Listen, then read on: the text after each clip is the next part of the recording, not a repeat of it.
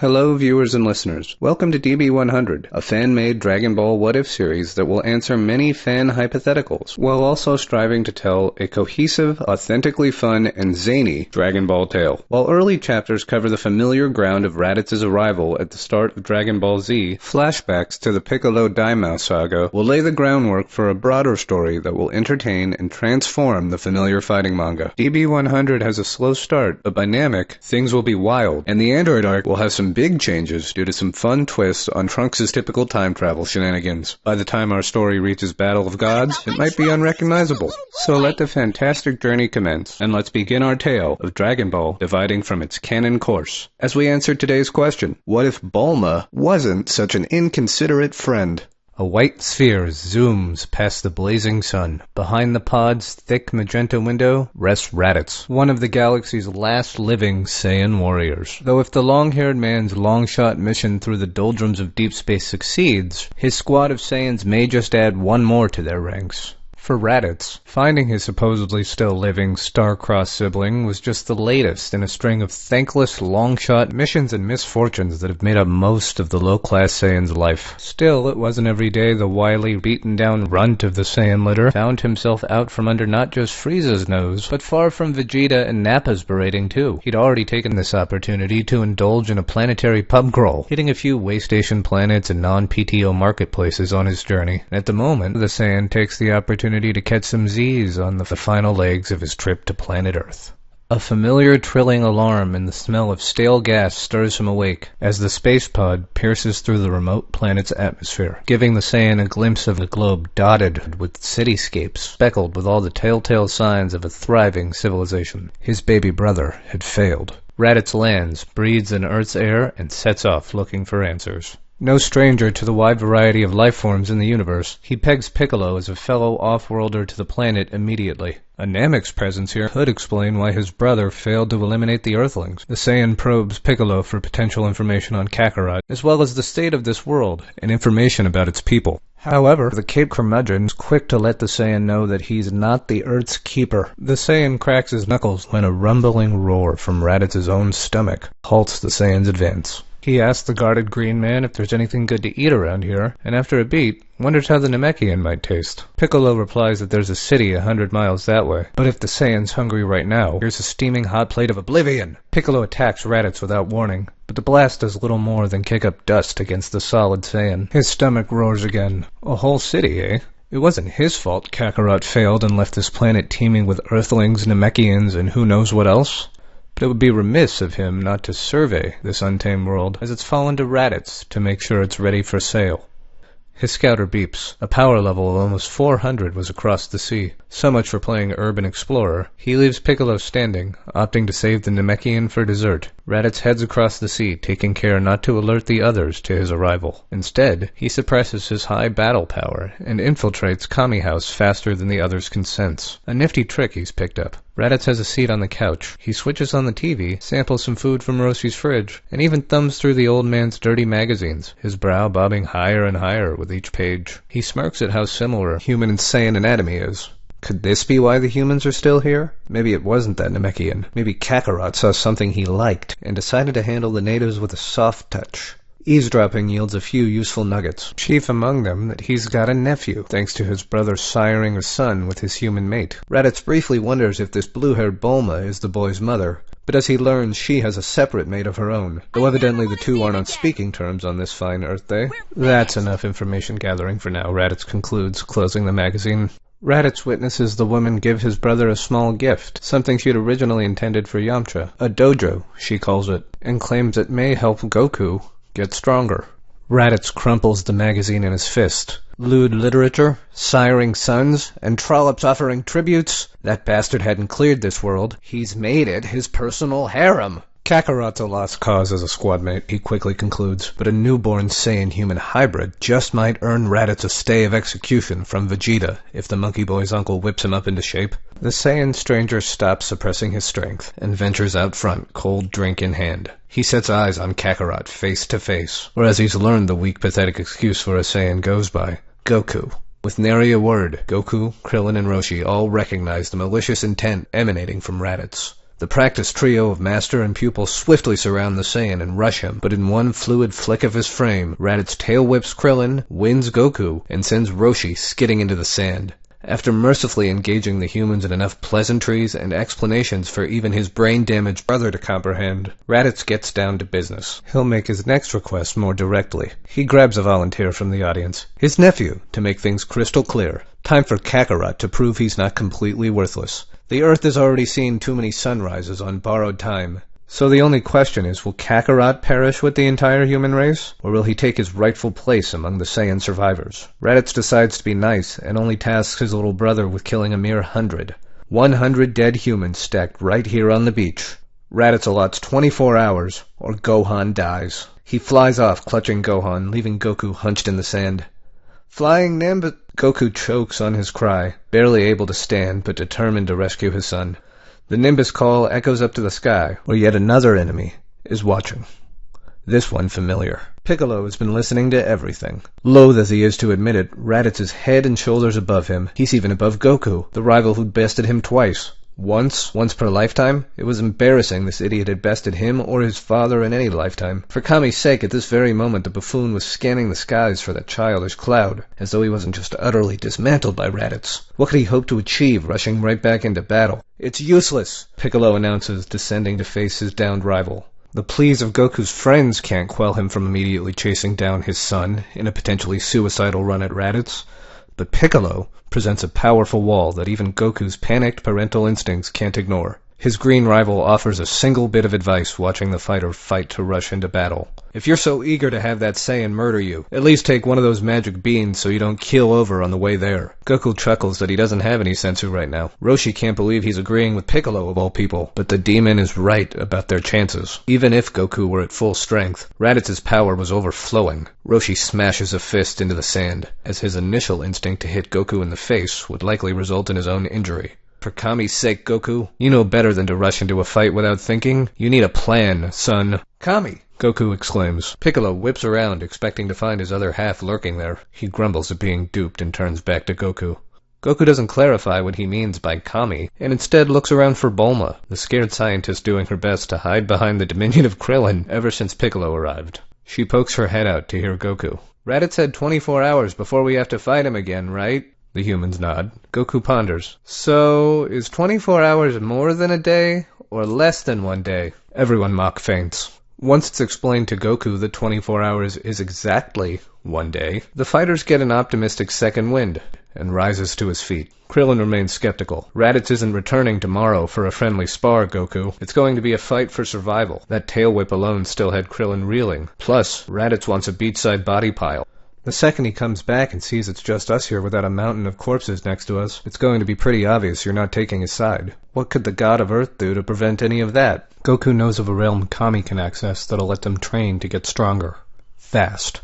24 hours is perfect. Piccolo's curious about a shortcut to power, but when Goku lets him know that Kame's involved, he wants nothing to do with it. Besides, he hasn't been to the lookout since he first manifested as an essence of pure evil and was cast out from the heavens. He did a perfectly fine job desecrating that holy site day one, and has spent centuries since distancing himself from it as much as possible. He's got no desire to spend all day above the clouds, unless he's lording over a terra firma gripped in his terror. Goku's disappointed, noting that this Piccolo is much stronger than his father. Goku hopes he would have proven smarter too and agreed to team up. Still, Goku encourages the reincarnated Piccolo to stay busy. No matter how he prepares on his own, when Raditz comes, they'll need him at 100%. Piccolo smirks, hatching an idea. He won't miss the fight, and promises Goku one thing before zooming off. Dead Saiyan. Goku summons the Nimbus once again and recruits Krillin to accompany him. The monk is shocked more than scared. Korin had taught Krillin only those deemed worthy could ascend the lookout to meet Kame himself. Goku really wants him to train with God?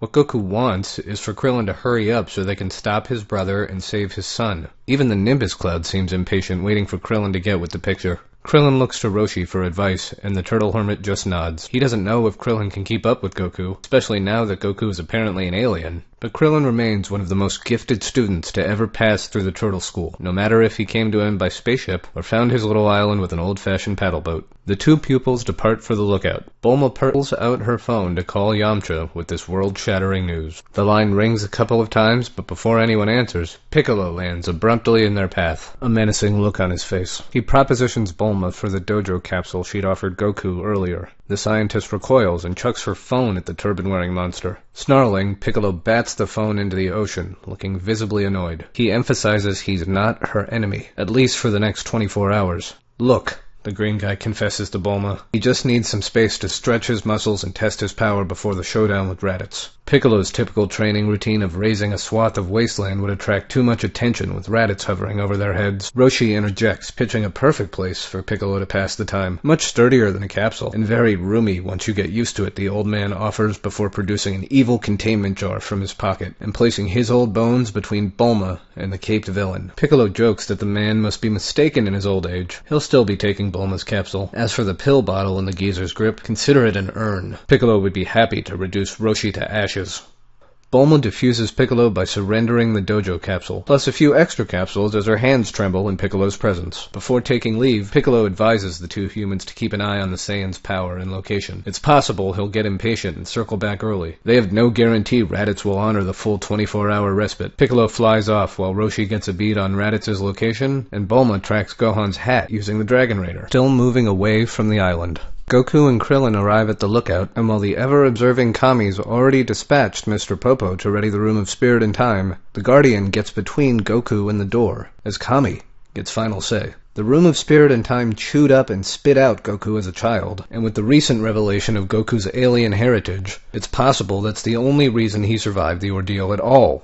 Kame skips any sugarcoating for Krillin, and candidly cautions him about the extreme gravity and temperatures inside the Room of Spirit and Time. But before Krillin can even raise his head from the deep, respectful bow and properly thank Kame for allowing him to visit the god's palace, Popo interrupts by exiting the open dimensional door. The time chamber is stocked and ready for them. Kame begs Goku to reconsider, much like how Roshi had admonished his former student on the beach for wanting to rush in to fight Raditz. Kame also laments Goku's stubbornness rushing into the Room of Spirit and Time. This is just like when Goku was a boy and ran off to fight Piccolo Daimao with no plan. Flashback, A Quiet Place. The Dragon Ball gang plans to share a meal to celebrate Tien's victory at the 22nd World Martial Arts Tournament. A woman's screams are heard. In the waiting area of a restaurant, Roshi molests the attractive young hostess. The others pay Roshi's trademark antics no mind beyond their usual scowls or bemusement, but Tien is taken aback and tries to separate the two of them. Tien even goes as far as to employ his four witches technique in the struggle. One hand on Roshi, one on the hostess, one to protect himself from the thick stack of menus the woman was swinging wildly to beat back the old pervert's advances, and a fourth hand to cover Chaozu's eyes and shield his young friend from all of this indecency. Yamcha enjoys the pre-meal entertainment. Tien's apologized for breaking his leg, but the bandit's not letting the three-eyed former assassin totally off the hook. Letting him unravel one of the dirty old man's debacle was as good a penance as any, and it can be Tien's initiation into their little friend group.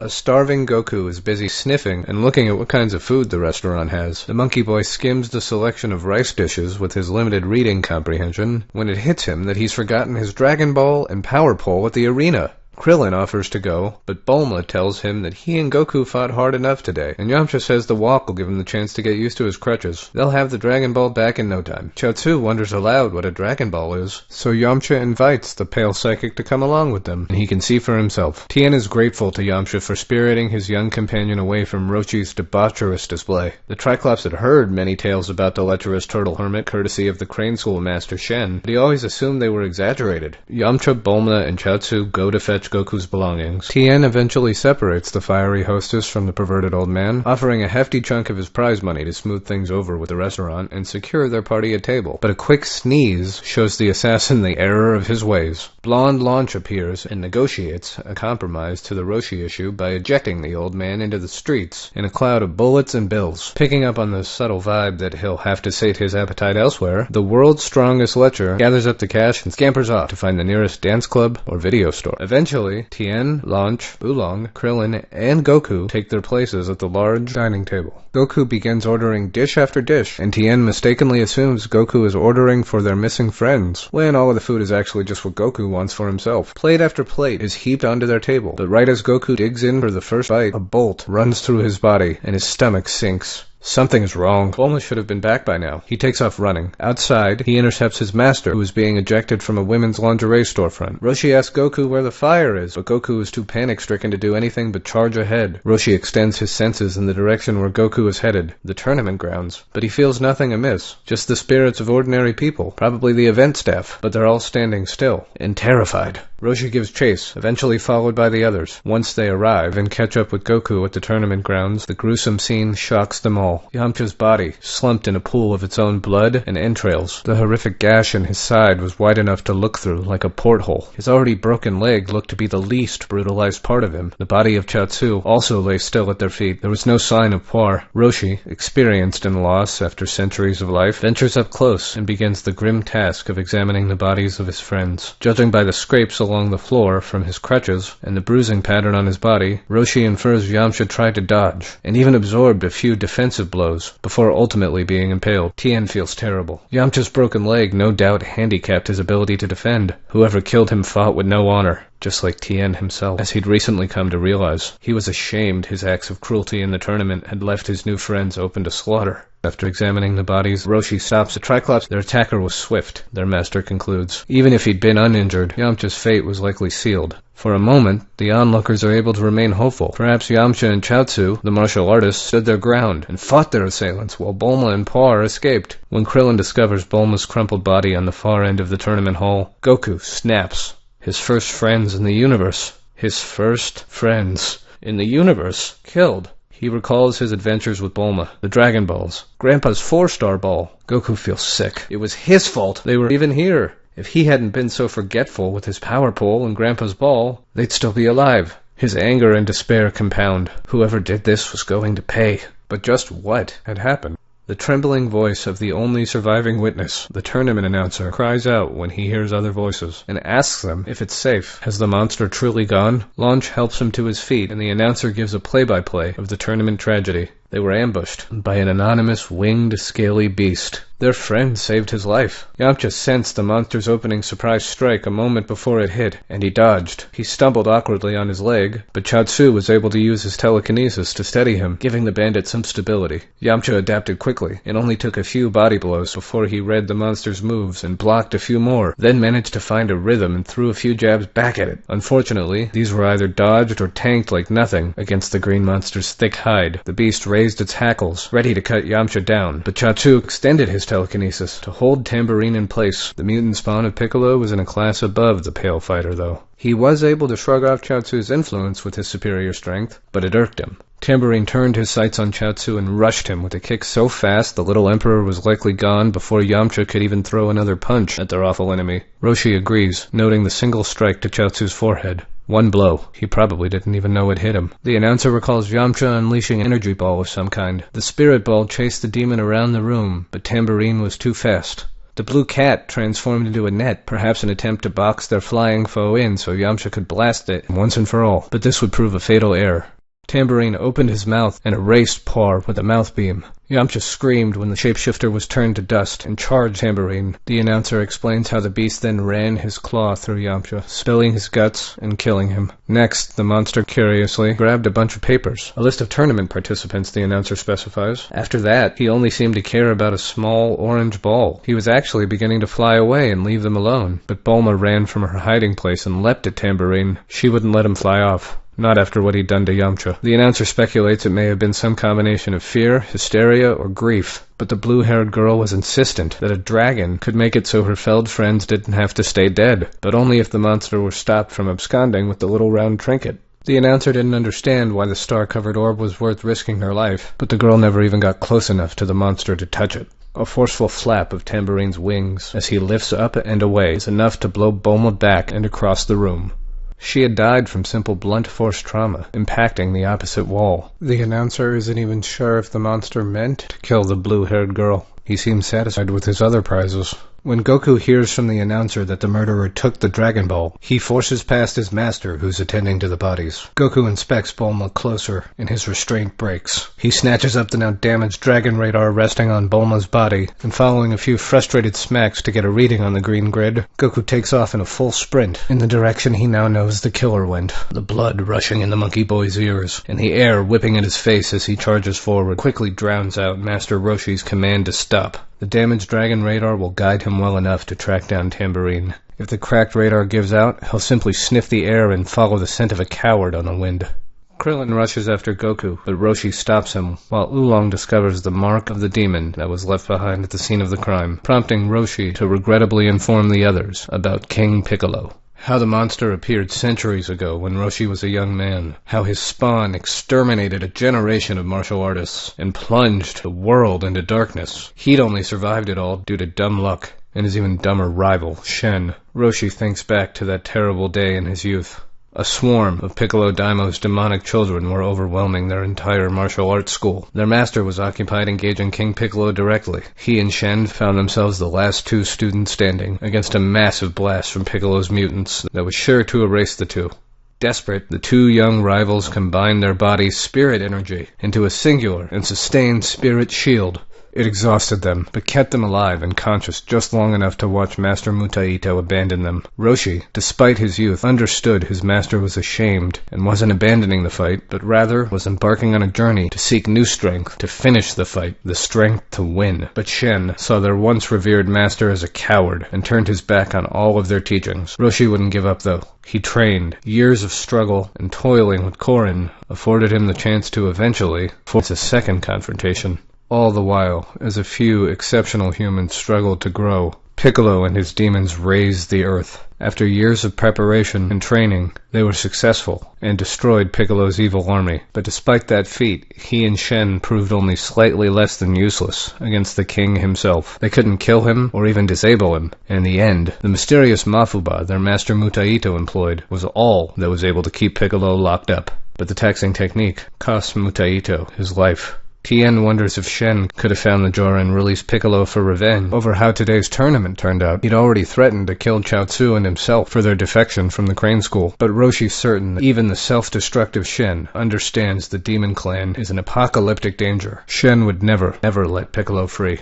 Tien agrees, but still thinks they should consult his old master. Shen knew Piccolo was still alive and out there all this time, and only sealed away, not dead. A paranoid man like Shen would have had to have mastered the Mafuba, or something else over the centuries for peace of mind, if there was a chance that Daimao could return. Roshi's hesitant to involve Shen, and even more reticent about anyone employing the Mafuba. But he agrees to Tien's wishes on the condition that the boys eat something before taking off after Goku. Krillin protests, saying that Goku has a head start. Right now it doesn't matter who let Piccolo go free. If his power is truly that awful, then Goku's rushing headlong into death. The master scolds young Krillin that they'd be doing the same by following him now. Goku strides forward to the open door. Krillin gulps, but agrees that they must get stronger. He steps up behind Goku and marches across the threshold into another dimension. Kame tells them to protect the door. It's their only way back if they get lost, and it will vanish if they remain inside for too long. He adds before locking them inside behind said door. Goku immediately steps out into the void and begins stretching and warming up with the added weight on his shoulders. Krillin gradually steps off the entry platform. The gravity shift throws him, but being used to heavy turtle shells, he's able to remain upright if hunched. The armbands on his wrist are another story. In this new gravity, the small, moderately weighted training garments are magnified enough to pull Krillin down. He sheds his bands and shoes before righting himself and taking another stab at acclimating. Outside the chamber, Kame muses aloud to Popo about merging with Piccolo. The chamber may be extraordinary, but all it does is grant the occupant more time. Unless Goku discovers some new technique or miraculous power boost, their Saiyan invader seems insurmountable. If he and Piccolo were to join powers, however, what was he even saying? Piccolo's corruption would taint their merger, no doubt, and Kame himself could become a brand new threat. What was his counterpart doing with the few hours they'd been given anyway? Kame wonders, peering in on his other half expecting to see him cavorting or conquering about the planet with Goku gone for the day. Instead, the reincarnation of King Piccolo appears to be executing a targeted attack. Piccolo visits the Warui Yatsu prison. He bypasses most of the guards and incapacitates a warden to gain possession of the prison records. Piccolo strolls through the rows of cells armed with intimate knowledge of each prisoner present and the cruelty of their crimes. He knows just how to appeal to each of them. Tsuru, a deadly female assassin, Toshio, a blue-skinned, demonic murderous teen, and an orange lion man and demolitions expert named Sabo are at the top of his list. He claims he's recruiting the planet's toughest to take on an alien invader, especially those who have proven they can kill. Anyone interested in a one-way ticket out of this place can meet at the capsule room. He's placed in the center of the prison yard. He stumbles across the Pilaf gang amongst the prisoners. They recognize him, mistake him for his father, and assume he's finally come to return the favor for freeing him all those years ago. The Blue Emperor recounts their tragic imprisonment for stealing a priceless museum artifact and attempting to replace it with a forgery. Piccolo suddenly feels Kame's presence observing him. He must expedite his plans. No time to be subtle. Piccolo blasts away the wall next to them, clearing a path to the prison grounds. He flies over to the courtyard where the prisoners willing to follow him have gathered around the dojo. In a blitz of ki and daggering blows, he downs dozens of the men, while the rest of the prison erupts into chaos, with some people running for their lives and others for the safety of their cells. Piccolo commands the Pilaf gang to load any of the dead bodies of their fellow prisoners into the dojo capsule. If they hurry and make themselves useful, he'll bust them out too. Alive? Shu verifies. The squeamish and terrified gang comply, dragging the nearest corpses toward the dojo under Piccolo's glare as he counts the current corpse collection. He grabs his pilfered prison directory and keeps on headhunting, while elsewhere, Raditz arrives at his pod and locks Gohan away. The jet-lagged Saiyan flies off in search of prime Earth cuisine, one perk of the place remaining populated. Bulma and Roshi feel bold enough to make a play for Gohan, given that the boy is alone with the spaceship. But Bulma realizes she accidentally handed her speedy hovercraft and other vehicles over to Piccolo when he demanded that dojo capsule. Crossing the sea on Turtle's back, they set out on an hours-long trek toward the site of Raditz's landing and the trapped child. Piccolo drops some more corpses atop the considerable heap of bodies at the center of the destroyed prison. Once the Pilaf gang gets the lead out and the dead into the conveniently capsulized structure, Piccolo honors his end of the deal and breaks the Pilaf crew out. He leaves them on the edge of the island, though technically outside the prison walls, before he turns to fly off with his capsule dojo full of corpses in hand. This wasn't a breakout. Pilaf shrills in protest and shouts expletives as King Piccolo's son betrays him, leaving his gang behind, just as his father had. Piccolo smirks as he soars higher and higher, and the gang shrinks to small dots in his rear view. He freezes on the spot. Raditz. His power was fast approaching. Thinking fast, Junior drops his power and falls to the sea, trying to hide from the Saiyan scanning device. He nearly belly flops, but to avoid a large splash, he uses his stretching limbs to catch a handhold on the shore. Piccolo gingerly reverses course and opts to travel with Pilaf. By letting Pilaf pilot a vehicle to get him around, he can move and prepare undetected by the device on the Saiyan's face. While the incompetent criminals hobble back to their desert kingdom, Piccolo meditates and gathers his strength for the upcoming confrontation. They reach the Rice Kingdom, and Piccolo again feels the eyes of Kame upon him. Perturbed at this, Piccolo abandons centering himself and tasks Pilaf, someone who can hide the energy of Dragon Balls using a small box, to construct something much larger that can shield Piccolo and his burgeoning plans from Kame's nosy gaze. He can't even cough, let alone prepare for battle, with his other half psychically breathing down his neck. Unwilling to risk a triple betrayal from the Green Goon, Pilaf insists on specific terms in exchange for his services. He presents Piccolo with the contract he took the liberty of drawing up, ironclad, and Pilaf wouldn't hesitate to take his case to King Fari's court if Piccolo reneges, or drops him through a trapdoor into the ocean like their last collaboration. Piccolo dismisses the childish criminal's concerns, telling the Emperor he should take up his complaints with his father, King Piccolo. He's in the afterlife. If Pilaf would like an appointment with him immediately, Piccolo can arrange just that. He departs for the lookout to confront Kame and leaves the bratty Blue Emperor to tinker. Inside the hyperbolic time chamber, Goku is upset with their inconsistent results. Overall, he tends to heal quicker and bounce back better after every rough session, but Krillin's growth is slower. However, neither of them are in a place where he'd feel comfortable facing Raditz right away. The quicker healing turnaround time lets Goku squeeze in even more training. A storm of flames lick at his legs. He can't explain it, but he's got this nagging feeling in the back of his mind that they'll need to fight sooner rather than later, and pushes on deeper into the void. Krillin's on the sidelines taking a breather, and informs Goku that doing the same wouldn't kill him, you know. Rest and recovery were equally a part of good martial arts practices. Besides, the whole point of entering this dimension all those months ago was to buy them time. So Goku should be smart about how he uses it and be mindful of his present state. His body needs rest. When Goku finally relents to a meal break, he asks Krillin when he became such a wise old master. Oh, probably around the same time Goku had a kid. The mention of Gohan twinges in Goku's gut. Krillin quickly adds that they'll get him back, and tries to change the subject. Krillin suggests that if his friend feels restless, he should try image training, or better yet, try and get in touch with his Saiyan side. Figure out if there's any flaw in these aliens that they can use to beat Raditz. No offense, but whatever he does, He needs to let his body recuperate from this room's physical toll. Rushing into a fight at less than his best would spell doom. Goku finally sits down and lets the head rush from his training quiet. Once he's calm, he's able to articulate why he's had that nagging feeling in the back of his mind, and it's not good. Kame has been trying to reach him. What amounted to a few minutes of Kame attempting to make contact on the outside has felt like a week-long headache to Goku inside the chamber. Something is happening. The Guardian is summoning them out immediately. It can't have been 24 hours yet. They've barely spent a few months inside. Flashback. Trial by fire. We flash back to Tambourine's crime scene where he slaughtered Yamcha, Bulma, Puar, and Chaozu. Roshi may be on edge having just learned King Piccolo's been released after centuries in containment, but with or without Goku, there was still a lot of work they had to do. They know Piccolo and his monsters are hunting down Dragon Balls, and they have wishes of their own in mind, seeing their friends dead and strewn about. Krillin suggests that Roshi and Launch should bring their friends' bodies to Bulma's father in West City. He might be able to get them a new Dragon Radar if Goku loses his. Tien gives the old master a separate location and suggests Roshi take a detour.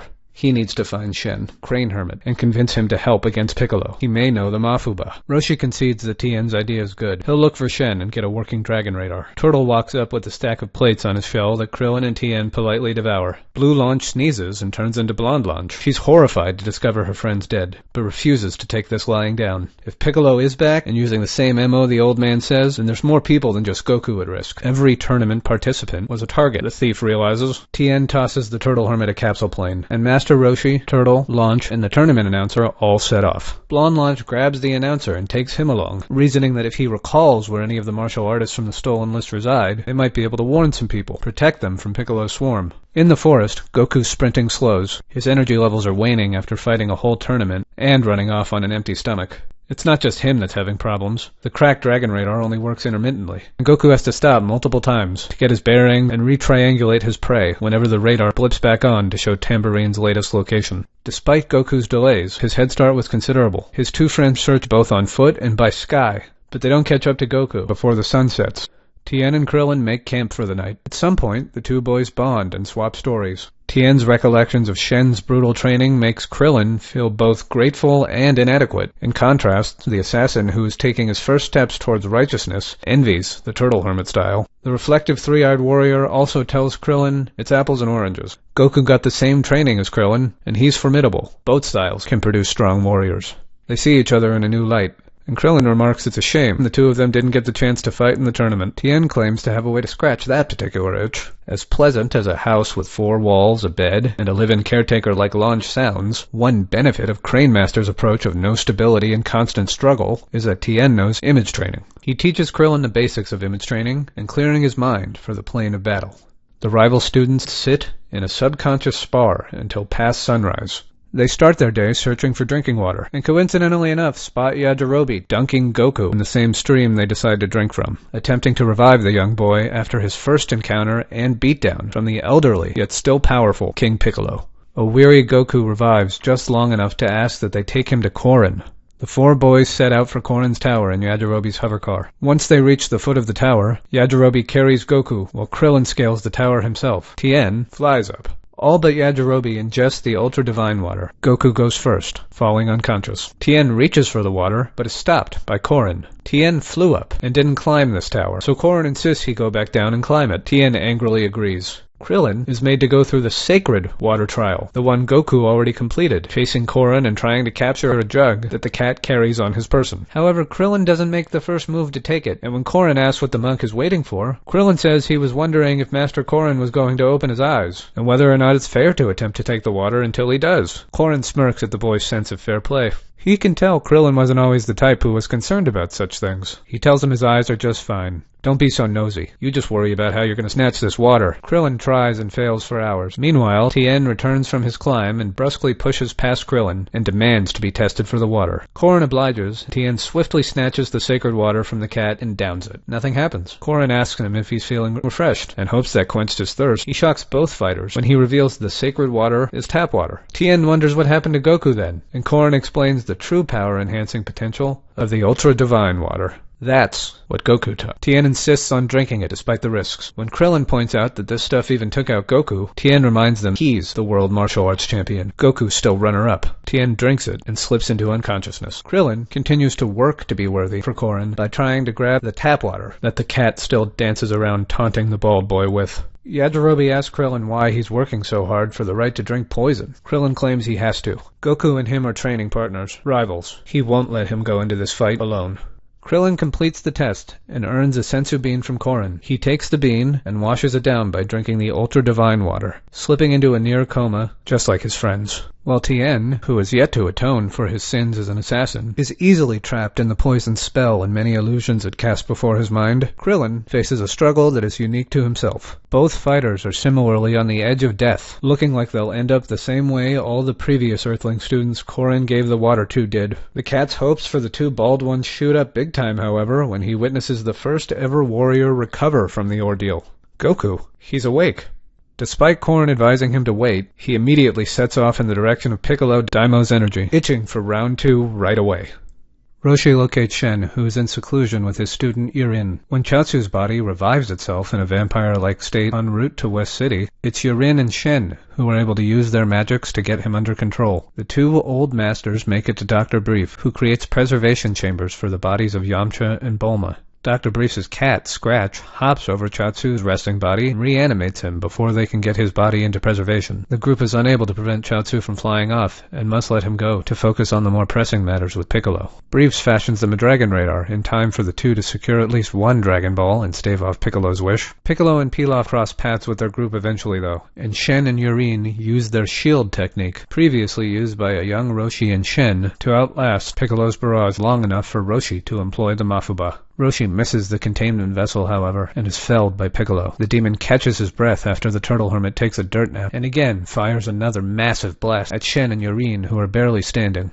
No more elderly humans can be allowed to exist. Even if their bodies age, the knowledge they carry is dangerous if they pass it on to one of these mortals that isn't shriveled. Young Yurin and her master come together to create another protective ki shield, but as Piccolo pours it on, the attack becomes too much for the young mage to handle, and her side of the shield begins to buckle under the intensity. Unlike his own failed master Mutaito, Shen won't allow his own shortcoming to spell the downfall of one of his pupils. The mercurial crane master tells himself it's typical to target turncoats like Tien, but he won't leave a dedicated disciple like Yurin to die defending the earth from the demonic Daimao. Shen pours his spirit into the shield and takes the brunt of Piccolo's attack, sacrificing himself for the earth, for Tao, Yurin, Tien, and even Roshi. The crane master expends all of his life force and falls. Yurin, though still alive, makes no move against the fuming green demon and flees the battlefield. A small distance away, Launch and the tournament announcer begin to stir, finally recovering from the paralyzing agent Roshi used on them. When the old man sensed Piccolo coming toward their location, he stunned the eager robber too ready to fight Piccolo, and stashed the pair out of sight for their own protection. The woozy tournament announcer comes to first. He grabs his microphone and begins shouting a wish to Shenron, anything, to prevent Piccolo from getting his words out first. Launch's limbs are still like jello, and she's forced to watch as the tournament announcer gets blasted away by Piccolo, quietly crying and cursing as the Demon King gets his own wish to have his youth restored and begins his greater campaign against the world at large, targeting King Furry's royal guard first.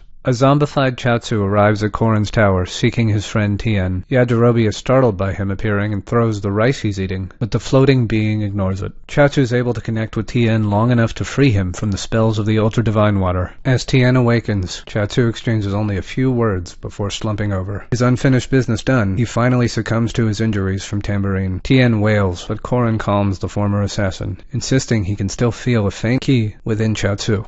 The mystic little emperor sure was lucky Tambourine took him out so quickly. He probably didn't even know what hit him. It's like his soul simply lost track of time and has refused to shuffle off to Otherworld, occasionally bumping back into his body here on the mortal plane. Hypothetically, if Korin could heal the initial injury to the crane fighter's cranium that killed him, there's a chance Chaozu could continue to exist, both body and soul, alive on Earth. Tien Shinhan falls to his knees, begging the god of martial arts to do something, even swearing off killing. For the sake of the Earth, he'll fight to see Piccolo's forces defeated, not vengefully destroyed if that's what the cat considers justice. Just please, Tien grovels as he clasps at Korin's fur. Fix Chaozu so that he won't have to live without his friend. Korin can't make any promises. A day-old death blow like Chaozu's caved-in skull would be a tough ask, even if he had any senzu beans left, but he accepts the assassin's assurances that he won't rush into a reckless killing spree, and informs him of where Goku's gone, and how Piccolo has returned to his youth and the prime of his power.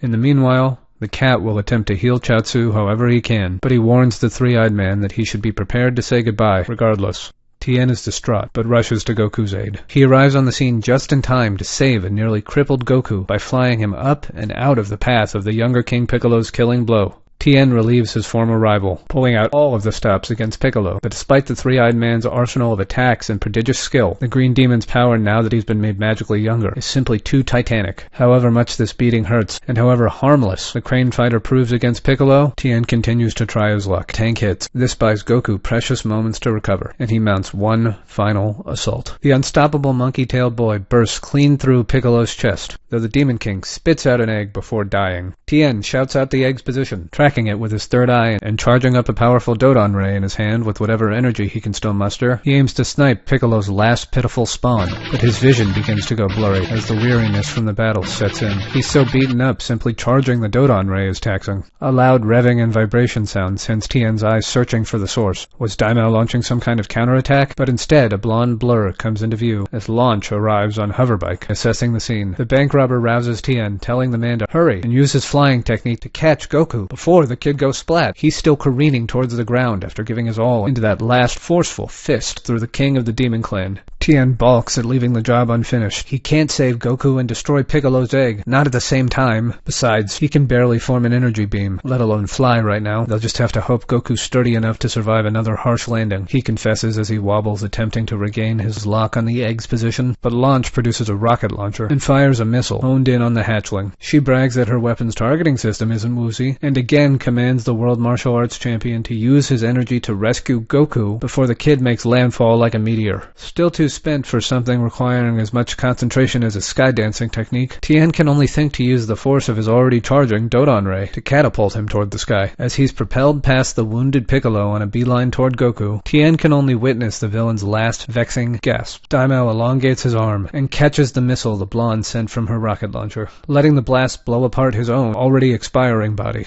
The explosion smokescreen also obscures Tien's view of the egg, but he does see the sinister smile on Daimao's face moments before Launch's missile makes him history. His son, an insidious instrument of revenge, will endure. The Crane champion catches Goku, and after cratering to safety, Tien curses and accosts Launch for interfering and allowing that hatchling to escape. The still tender and tired Tien gets folded in half when the brutish blonde elbows the assassin unexpectedly, telling him to back off and not to get on her case just because Tien wasn't capable of avenging Chaozu and his master Shen. Goku maimed the Demon King, and Launch's rocket blew him to smithereens. A fitting act to avenge Roshi, her fallen friends, and the tournament announcer, she adds, blushing just a bit as she catches herself pining for the slain microphone man. Tien may have given up being a heartless assassin, but he's not so much of a saint that he'll tolerate the split personality's slanderous insults. He rises to his feet and stares down the unflappable blonde Launch, who stands her ground. Allied against Piccolo or not, and his studly physique aside, the Triclops is still to blame for breaking Yamcha's leg, which is what led to Bulma and the others being killed.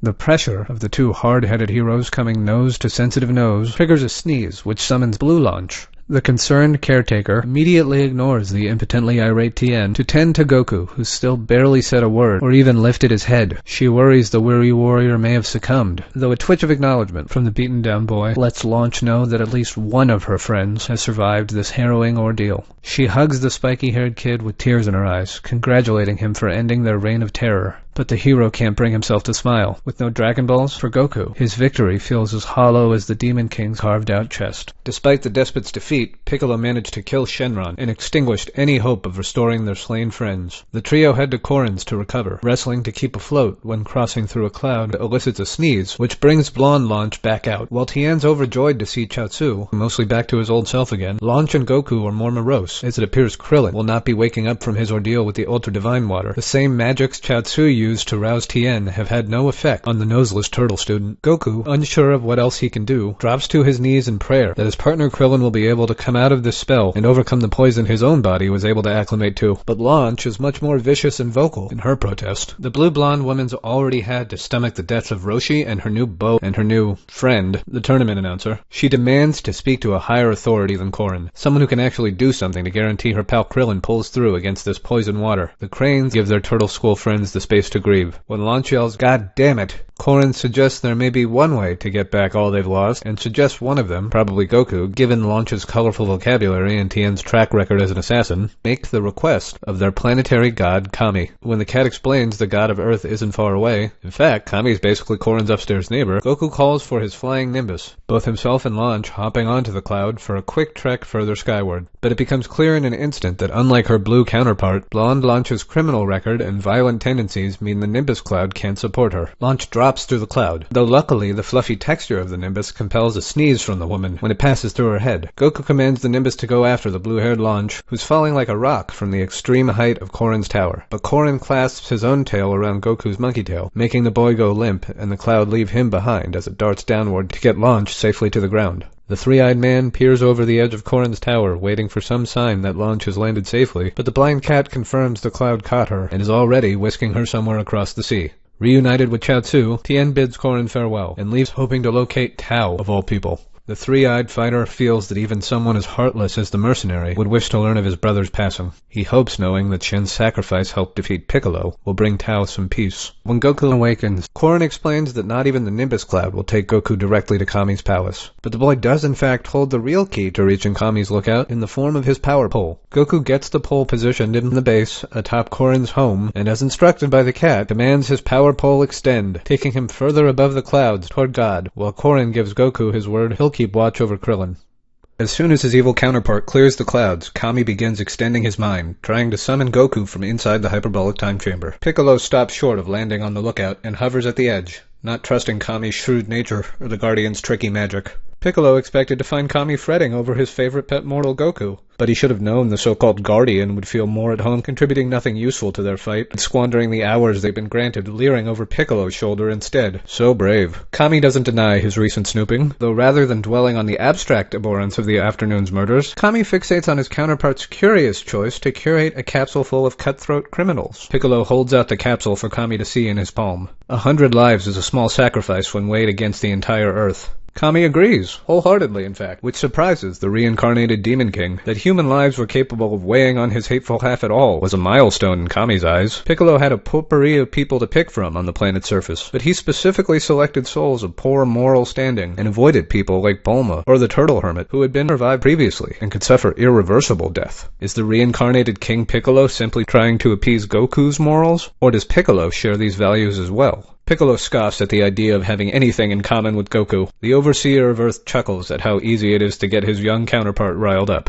Kame invites Piccolo to walk the perimeter of the lookout with him. Piccolo touches down, gingerly expecting some godly curse to smite his evil soul, but upon finding himself unvaporized a full 2 seconds later, he strolls across the tiles cockily. Kame rolls his eyes. While his gloating and posturing mask most of Piccolo's true feelings as he and Kame walk and talk, visible shock escapes his body when Kame brings up re-merging. Sure, the thought had crossed Piccolo's mind too, since Raditz's radical power had appeared, but he dismissed the urge to rejoin as a foolish whim. Raditz was just a very unexpected and intimidating force, the reincarnation tells himself, so naturally, his keen mind would analyze every angle to get stronger. He's not feeling sentimental for the old man or anything. Dire circumstances or not, Piccolo isn't ready to trade his soul to the deity for power just yet. Though Kame's overall candor shakes him. First, the Guardian turns the other cheek to systemic mass murder. Then he invites him onto the lookout. And now, this talk of joining together. Clearly Kame has as much faith in whatever training Goku was doing as he did. Not much. Piccolo could exploit that down the line. Goku and Krillin exit the chamber and see Piccolo. Piccolo implores Kame to skip the virtuous path for once and not warn Goku about the 100 dead prisoners. That goody two-shoes will back out of the plan, and if Raditz doesn't buy their little stunt, these humans died for nothing, he whispers to his godly half. Goku Goku asks why Kame summoned them out. Is Piccolo causing trouble, or did Raditz make a move against Gohan? He and Krillin only got a couple of months training, not a full year. Krillin stretches his senses out and down to the earth below. Even with Raditz's energy clouding everything, it was comforting to feel the spirits of all the humans after being in the void for so long. Goku forms an uneasy truce with Piccolo, so long as they get to the battlefield ASAP. But Piccolo suggests Kame House. Summon Raditz back to the beach he already said he'd return to, and spare the others that Goku's brother is currently barreling down on. Popo produces his magic carpet, and Goku and Krillin clamber aboard. Piccolo protests, but a glare from Goku quells him, and the moody Jr. hops on the rug. Master Roshi stands guard at the edge of the crater, where Gohan sits trapped. Not even the most potent of strikes from the legendary Kame Sennin did a thing to crack the hull of this ship, nor did his signature Kamehameha wave. Now it was Bulma's turn to try and gain control of the tech. Roshi hesitates to use his full power Kamehameha, as raising his power that high could alert Raditz, or he could hurt Gohan along with the pod in his bulked up form. Roshi senses Raditz getting close and snatches Bulma away so they can hide. She encourages Gohan to stay calm.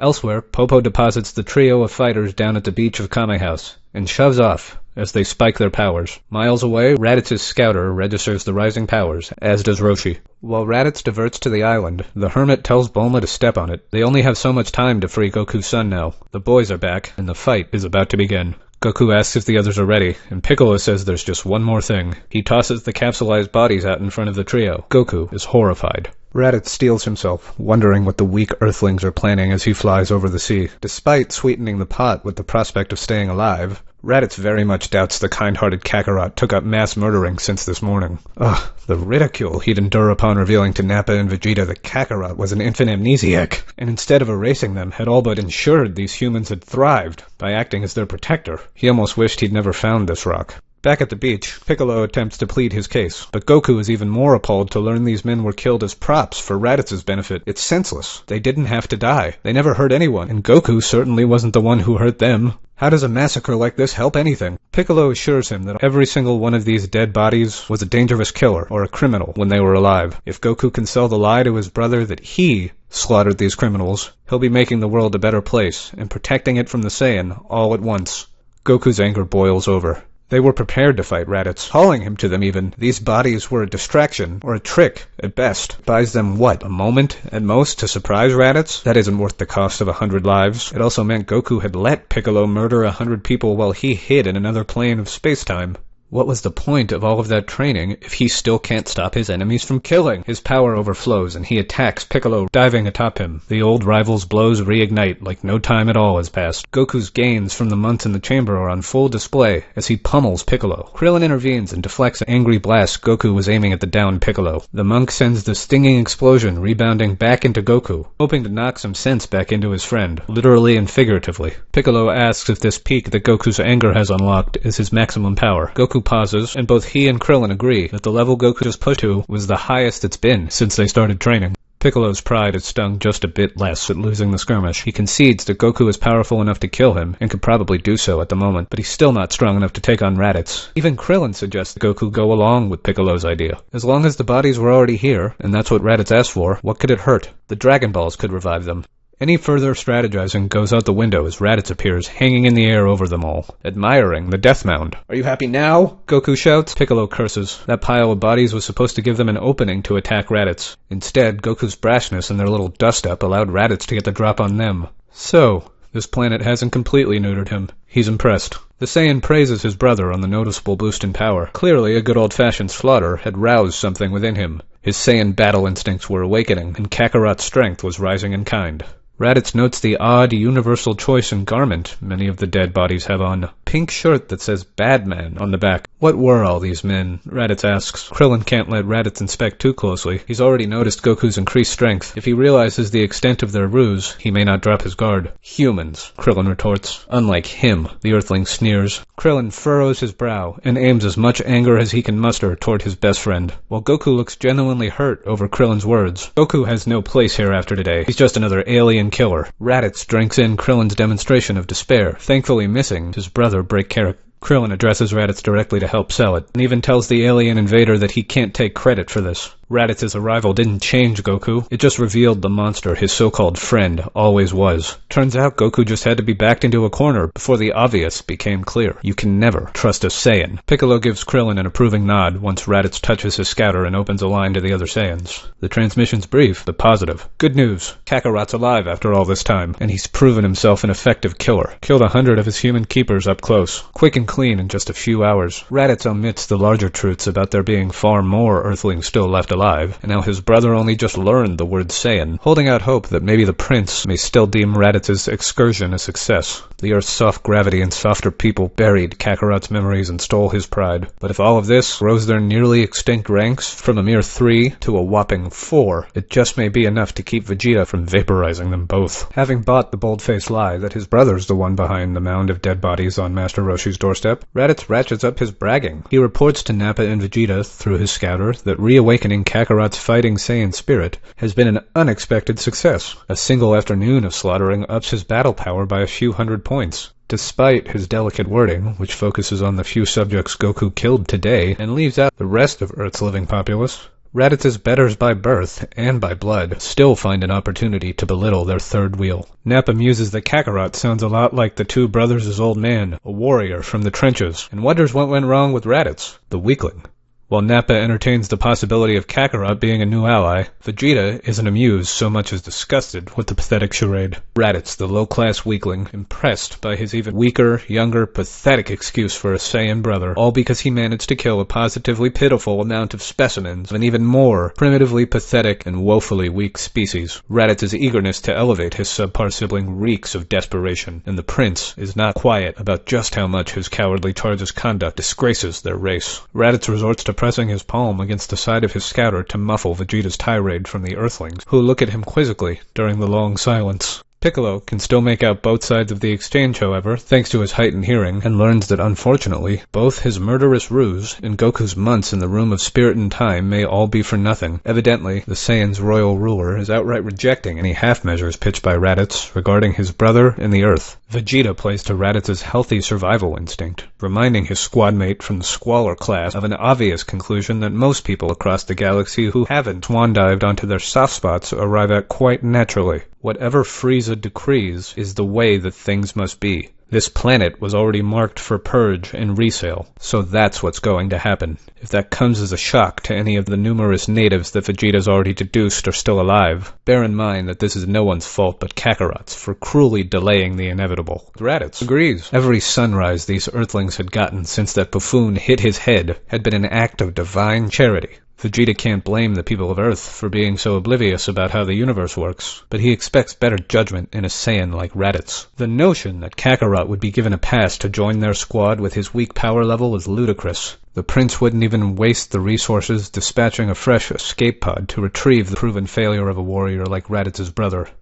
The sound of cruel, mocking laughter comes through the scouter so clearly and loudly that even Goku and Krillin can hear it. As Vegeta mulls over the possibility of exiling Raditz alongside his brother, Piccolo piles more insults on the visibly agitated Saiyan standing at their shoreline, hoping Raditz may slip up trying to save face in front of the pair of voices. It works. Raditz unfurls his hackles and advances toward Piccolo. A Namek like this green one was far more formidable than 100 feeble humans, and the scrutinized Saiyan resolves to rend Piccolo limb from limb, distinguishing himself from Kakarot in the esteem of the remaining Saiyan elites, all while the scouter broadcasts his brutality. In this universe, only the fittest survived, so if Kakarot must become the lowest rung on the ladder for Raditz to survive, so be it. His pounce at Piccolo plummets midway when the warrior wilts to the ground, gasping and guttural yelps. Save for his tail, clasped firmly in Goku's hands, the rest of him stuck face down in sand and seawater. Krillin and Piccolo rejoice at Goku's quick move and power up attacks of their own to put Raditz down. The older brother tries to play the younger naive one. Raditz claims he'll change and learn the error of his ways. Just release him and see. Goku and the others don't buy it, but during his groveling, Raditz manages to get his body far enough off the ground to pull a small remote from his armor. He sputters out that Kakarot's boy is still locked away in his space pod. One press of this button, a trump card Raditz is literally keeping close to his chest due to his compromised position at the moment, and the ship's self-destruct will detonate, killing Gohan. Goku's grip on Raditz's tail falters a bit, and the big brother is able to buck and kick his way loose in a single frenzied flail. As Raditz left the private scatter channel open, hoping to show off for Nappa and Vegeta, the principled pair hear every cowardly plea the restrained Raditz gave Goku and write him off with disgust. Though they do discover the existence of Gohan, the potential for Saiyan-human hybrids, as well as the peculiar presence of a Namekian on planet Earth are intriguing. Goku dives for Raditz, still flat on the ground, grasping for a fresh grip on his brother's tail. But Raditz rolls over on the sand to face his brother and blasts Goku point blank. The beam takes out most of Kame House and violently launches Goku over the ocean. While Krillin rushes to Goku's aid, Piccolo uses his stretching arms to grab Raditz and shoves the invader out to sea and holds him underwater. Raditz is dragged along the sea floor. He crashes through rocks and dirt and picks up entire colonies of coral and kelp in his hair and shorts. The last transmission he hears to his scouter before slamming against the ocean floor is Vegeta announcing that he and Nappa are setting course for Earth. Salt water burns the last breath in Raditz's lungs as he chokes out a mouth blast that severs the length of Piccolo's arms, freeing him. Wrapped in a tangle of severed green limbs, he kicks and flails his own limbs as he swims for the surface. But as Raditz is about to breach, he sees a large shadowy mass approaching from above. The outline becomes more distinct as it draws closer and closer. In another stretch of open ocean, Krillin pulls an injured Goku from the floating wreckage of Kame House, and they look towards the sea. It's calm for a moment. It looks as though Piccolo and Raditz have disappeared. Suddenly, like the tip of an iceberg, Piccolo's large green ear emerges from the water, quickly followed by the rest of his body, minus the forearms, in its giant form. He's propelled up and away by a massive attack from Raditz. The blast vaporizes a crater of seawater from which Raditz is finally able to get to the open air and breathe. Krillin cuts Raditz's armor to ribbons and nearly takes his tail off with a combination of destructo discs, while the distracted Saiyan catches his breath. Goku joins Krillin and they charge Raditz from opposite ends, but the invader repels both turtle students with an enormous double sundae. He fires with both arms in opposite directions at his combatants. While they dodge the blasts, Raditz flies off, drawing the fight back to his pod. He hopes threatening Gohan up close will convince Kakarot and his pet Earthlings to end their assault. Krillin pursues Raditz across the water, but Goku senses Kame's energy hanging by a thread. Putting two and two together, Goku quickly doubles back to the area around Roshi's island. He thought he saw Piccolo splash down around this spot. The water's surface is calm now, though, and it was hard to tell one area from the next. Goku dives into the dark water to prevent his old enemy, Kame, and the Dragon Balls from perishing.